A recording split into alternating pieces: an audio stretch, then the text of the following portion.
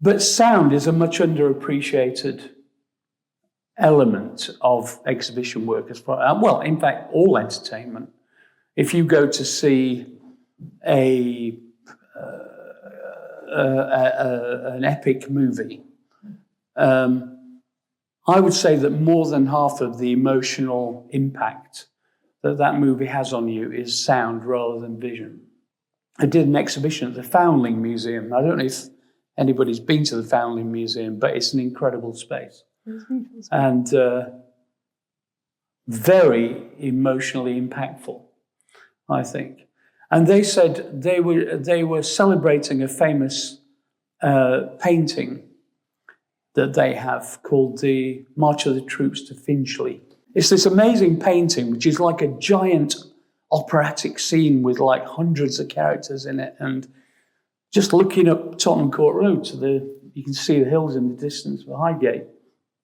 And it was an allegorical scene about the Jacobite rebellion and worrying about getting invaded in London and the evil Protestants and the great Catholics, or I can't remember which way around it was.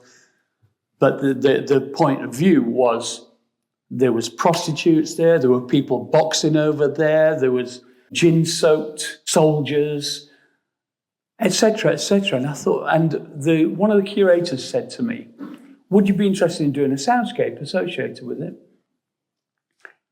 Because when I look at this painting, I can hear all the characters.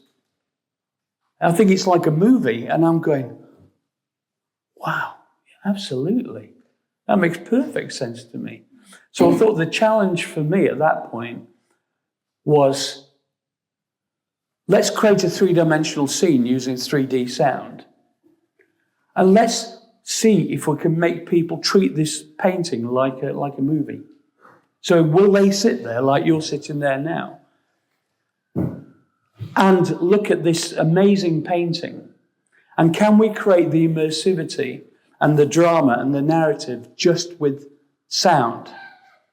And can we animate the scene? And it worked perfectly. People, can you imagine any other circumstance where people would sit in front of a single painting, like it was here, and just stare at it intently for 20 minutes? I mean, most galleries, the footfall dwell time, it's all marketing speak, but the dwell time, the amount of time that an individual spends in any given gallery is quite small, less than 5 minutes a lot of the time. And we were getting bunches of people queuing up to sit there looking at one painting for 20 minutes at a time, which shows the power of this immersivity of sound. And what we've discovered on a more practical level is that we can address any physical space, indoors or out. This is what I say to clients when they come over to listen to the system. I always say, if you can imagine it, we can do it. Yeah. So, and it can be any size, any shape, indoors, out. When we did the Millennium Bridge, that's like nearly 300 meters long. It's only, 10 meters wide. But we managed to create a soundscape that felt like you were immersed in a real experience. So at the start of the soundscape, we had, and we did a collaboration with Eric Whittaker, who's a famous composer. And he did this amazing work called,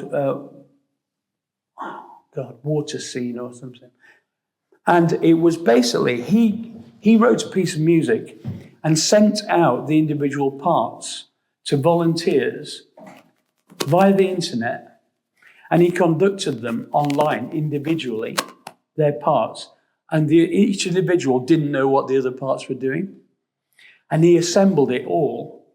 And so this thing was 3,000 choristers assembled into this beautiful composition. And I said, could I use this on the Millennium Bridge? And we'll spread out the different sections of the choir across the bridge.